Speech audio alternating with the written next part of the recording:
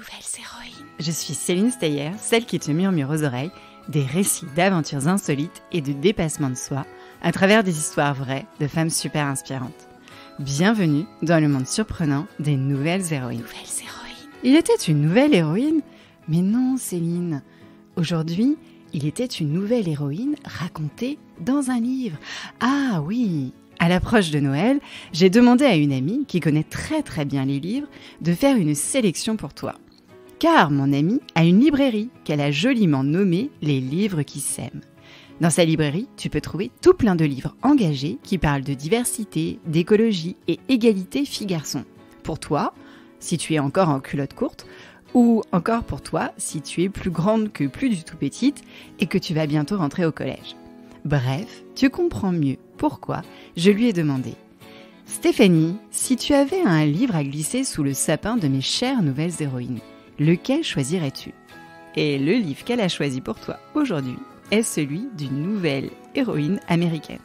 Je te laisse deviner. Si je te dis Première Dame, tu me réponds Brigitte Macron? Non, américaine. Hillary Clinton?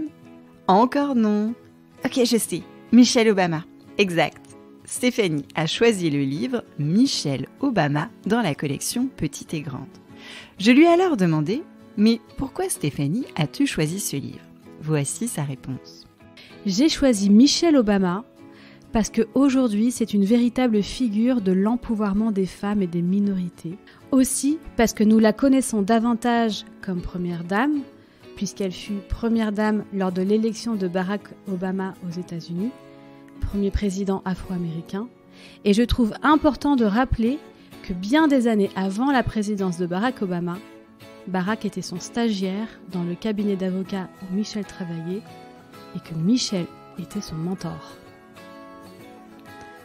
Michelle est née le 17 janvier 1964 dans une famille modeste où la valeur travail était primordiale. Petite, avant de s'endormir, elle répète à ses doudous les mots que lui souffle son père. Travail dur et sois sensationnel. Durant sa jeunesse, Michelle se rappelle qu'elle avait une voix. C'est-à-dire que lors des repas de famille, autour de la table, les enfants étaient écoutés autant que les adultes.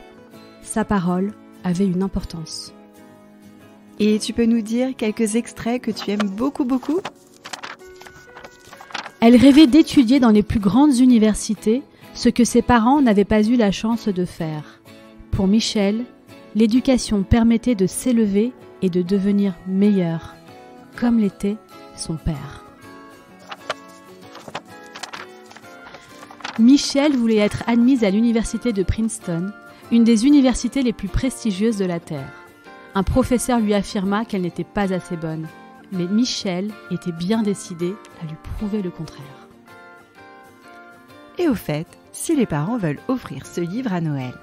Et pour tes parents, si tu es intéressé par l'histoire de Michelle Obama, tu le retrouves dans la collection Petite et Grande, éditée chez Kiman. Merci Stéphanie. Et psst, chère nouvelle héroïne, je te raconterai l'histoire de Michelle très bientôt sur le podcast, car en 2024 aura lieu une nouvelle élection du président des États-Unis, une occasion d'écrire les histoires de ces premières dames. Et juste avant d'écouter une histoire sur le podcast, j'ai quelques messages à te dire. Si c'est la première fois que tu écoutes ce podcast, merci d'être venu jusque-là. Je t'invite à t'abonner pour ne pas rater les prochaines histoires. Aussi, tu peux m'aider à faire grandir le podcast en parlant de l'histoire que tu as préférée à tes professeurs, camarades de classe, directeurs d'école, professeurs de danse ou entraîneurs de basket. Et cerise sur le gâteau, demande à tes parents, aux grands frères et grandes sœurs de mettre 5 étoiles et un avis sur les plateformes Apple Podcast et Spotify. Ça me fera très plaisir. Et comme ça, je pourrai te dédicacer une prochaine histoire. Je compte sur toi.